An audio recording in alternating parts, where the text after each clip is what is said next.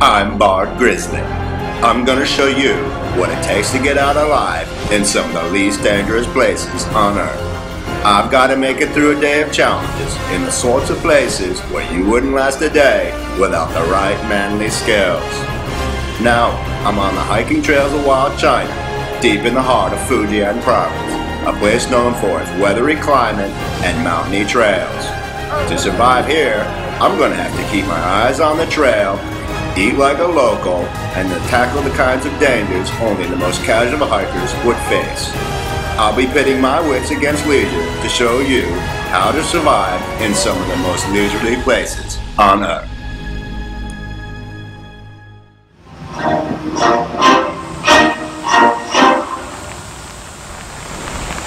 Alright, I've walked up from the insertion point. What I'm starting to do now is to look for a trail, a sign of the trail, and you see these down here, these boards here. They're a good sign that this is the direction that the trail is going to head. So you want to follow on these lines here and look for more signs of where the trail is going. Alright, let's go. I want to show you something here. Quick, come over here. Take a look down here, take a look down here. You see that there? You see that there? You can see how they made that transition between milled lumber and composite board right there, right there. You can see that perfectly clear. You know, when I was an associate at a home improvement store, I learned that milled lumber, that comes right cut from a tree when it's composite board. That's a mix of polymers and cements and sawdust. And that's all molded and shaped together as deck boards. You know what that means? That means this board here is going to last a lot longer than that board there. And this board here is going to be susceptible to all kinds of rot and decay. And that means that part of the trail up there is going to be a lot more treacherous than this part of the trail down here. And you know what that means to me? It means a lot more challenges. That's what I like. Come on, let's go. The local authorities have warned hikers to be wary of flash flooding. Flash flooding can often lead to a cornucopia of destruction and debris. It is also known to wash away entire portions of the path, so hikers need to be extra vigilant about losing their way. Look at that there. That's a trail marker. And that's going to let you know if you go that way, there's going to be people in that direction, or if you go that way there, there's going to be people in that direction also. And that's what you need to know if you're going to get out of this trail alive or survive this trail. So you always want to kind of keep a lookout for these kinds of trail markers, because they're going to let you know which direction there's going to be people, and that's going to be your ticket out of the woods. Let's go. It is unknown when trail markers were first utilized in ancient China, but today, China has some of the most clearly marked trails in all the world. And no matter which way you go, you're always bound to run into some kinds of people. Look at all that there. The water came right over the pathway, ripped it all off. You're going to have to be really careful going through this stretch of the trail. What you want to do in this kind of situation is look down here. Look at that, see that there? That's a steel girder. Now you want to hug the cliff as closely as you can. Don't lose sight of the cliff, and keep your feet always on the steel girder. That's going to hold you up. That's going to give you enough support as you traverse this side of the trail to the other side where it's safe. Alright, let's go. Let's give it a try. Do I look good? Alright, look. Good? Alright, get a good angle. Make sure you get a good angle. Cool. Alright, let's go. I'm getting it on the cliff here. I'm going to hug it as close as I possibly can. Oh, the water and stuff all over me right now. Trying to get across here. I've got my feet on that girder and I can feel that strike there beneath me. That's giving me a lot of confidence going through this traverse. Oh my God, this is great. Oh, I got water right on my shirt now. I feel very wet. Very wet right now. Oh, I'm almost there though. Here we go. Oh, good. Is it any? Cool. Hold on. Let's go. Oh, there we go. Oh, boy. Wow. Wow. Look at that. There. We got right across that there. That's something you don't want to try at home. With all this water everywhere, and having been hiking for the last 30 minutes, I couldn't help but to feel a little bit parched and thirsty. Now, there's lots of water here in China. Look at all that water there, but you don't want to drink any of that water there. That's no good. You'll never get out of the forest if you drink that water. That's why you got to bring along bottled water if you're going on a hiking trail situation in China. Now China has many brands of bottled water like this here. Look, look, look, look, look. See all that there? See all that there? That's all water. That's good to drink.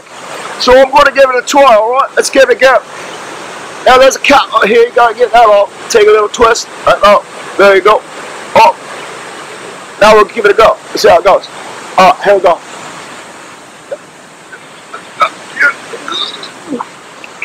Oh. Oh.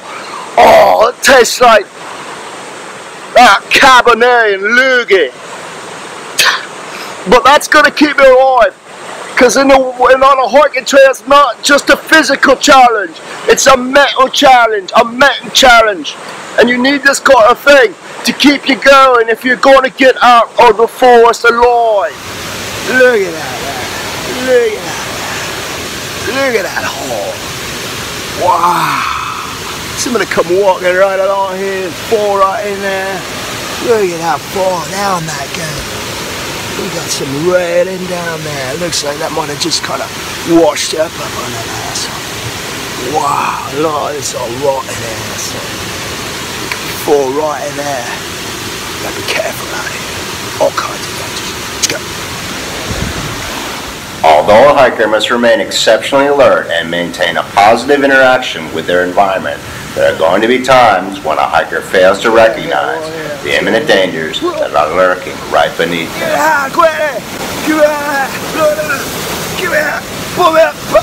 Fortunately for me, my camera crew is always there to extract me from these kinds of dangerous situations where I might otherwise possibly meet with certain doom. I fell right through that opening there. Could have been washed right down that river there. You never find my body down there. Wow, that was a close one. Woo! Woo! Let's get going. Right, now I want to show you how you're going to need to cross one of these, you're going to come across one of these raging currents. You find you have to cross. Now there's many rivers that I've crossed before. And I'm going to show you now how you want to go about doing that. The first thing you want to do, you want to stand up, face the river, look at it, do a good look at it. See it comes down there, it goes right down over those rocks and down there, a lot of debris over there. And you want to kind of use your feet, and put them really slowly on the bottom of the riverbed. And you just move really, get that really low, and use your feet. I can feel my feet right on the bottom of the riverbed right now. And they're going to carry me across this river. I'm going to get real slow here.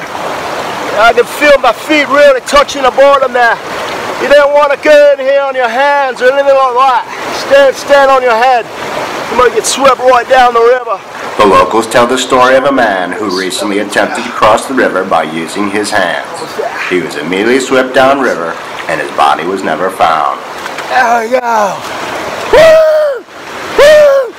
Woo! Right, here, you want to get a hand. Get a hand there. Come on, give me your hand. Here we go. Here we go. All right, very good, very good, very good. Right. So that's how you want to cross one of these rivers. Always make sure you cross it with your feet on the bottom of the river, because that's what's going to give you that balance you need, and the strength you need, and support you need to get across that raging current. All right, let's go. After hiking for 40 minutes, I could start to feel the pangs of hunger setting in. I decided to take a pause and get some food inside my weary body. So on every hiking trail situation, you want to bring along a little nourishment. So you're going to need that to get up the hill. So what I brought along here is a little bit of ramen here. Now ramen is something that a lot of Chinese people like to eat. They like to boil it in hot water.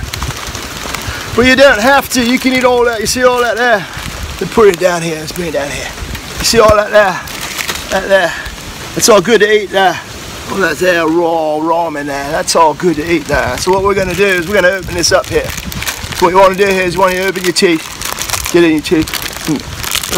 Just going to bite it out and try and, yeah, there you go. There we go. You bite it open like that and it tears off the packaging there. You kind of rip it right there. Then you want to pull out all the sauces there. These are no good. You don't matter if you just throw them away. They're no good. And then we're just going to take a little piece here. We're going to break off a little piece there. Like so.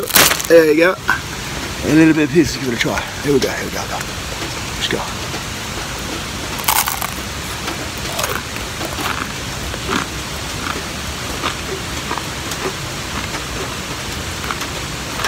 Oh.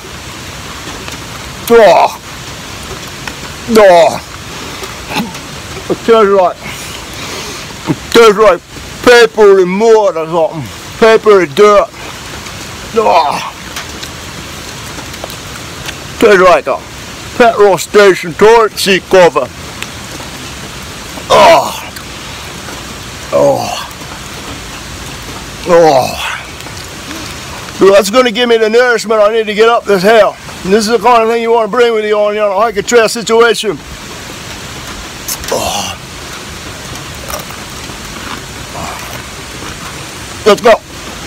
One night after a bout of heavy binge drinking, I found myself trapped all alone inside a petrol station bathroom.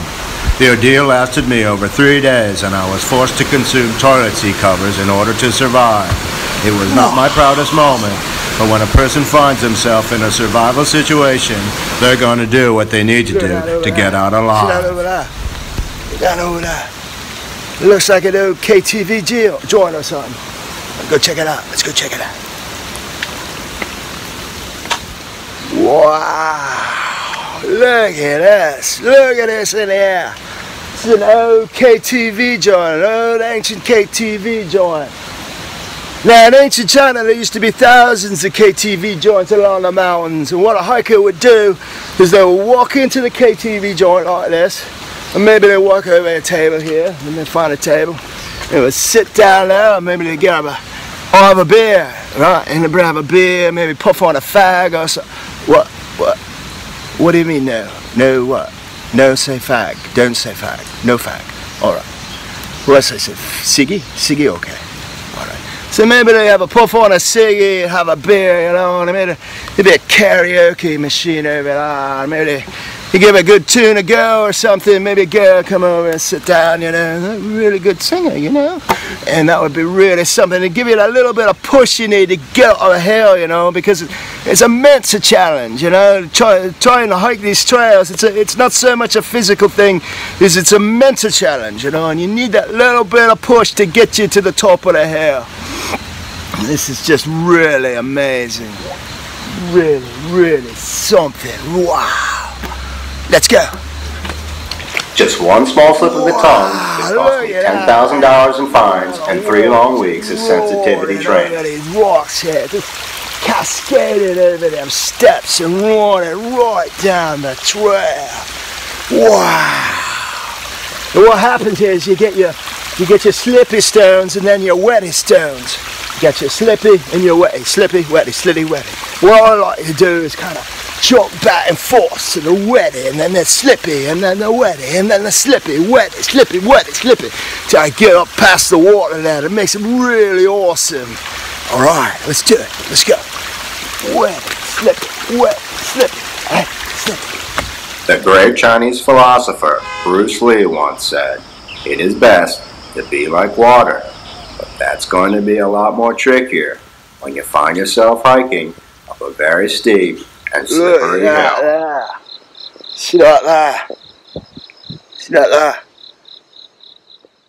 Look at that water, man, of some kind. You know, a lot of hikers will come watering up this trail here, and they'll be eating the water, man, and they eat all the good parts, and then they just leave the rind there. Some bugs and things. Nothing good there. We're not going to eat that. We'll just leave that there. Alright, we made it to the top, and it's really murky up here, as you can see. What a crutch down here, like it's the end of the world. Get away from all that wind there. And it could be the end of the world, for all I know, with all that murk out there. Completely whited out. I can't see nothing. Oh, you got your iPhone. You got your iPhone. Alright.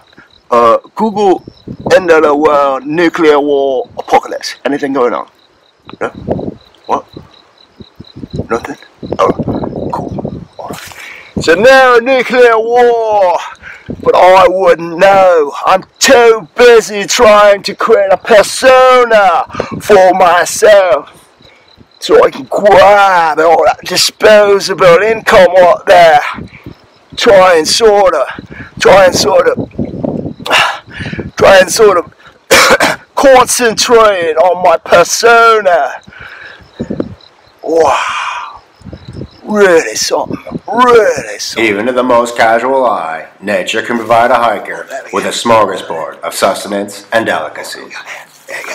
Right, see that there? See that there? See that there? Right there. See that? That's a snail. Now, snails are a delicacy in France. They're known as escargots. And you can eat those right there. You can eat theirs right there. And when you're on a trail, you want to kind of keep an eye out for anything along the trail that might be nourishment, like this snail here. So, we're going to talk to this snail here and see how he's doing and see what he's up to. Hello there, how are you? Oh, I'm very well, thank you very much. Thank you for asking. Oh, so he seems like a pretty nice chap, so we're not going to eat that snail there. We're going to put him back, and maybe if we go along the trail here a little bit further, we'll maybe find some more ordinary snails to eat, okay? Let's go. Right, look at that. See that over there? Down there. It looks like an umbrella. Let's go check it out. Originating in China in the year 21 AD, umbrellas can provide a hiker with temporary shelter and some much-needed protections from both rain and harsh sunlight. That's going to be good. It's going to be good. It's already open and everything there. See that there? That button there. See that? Let's bring it back up here. We're going to get it up here, get a little bit dry. We're going to have to get it under or something. Let's see how it goes.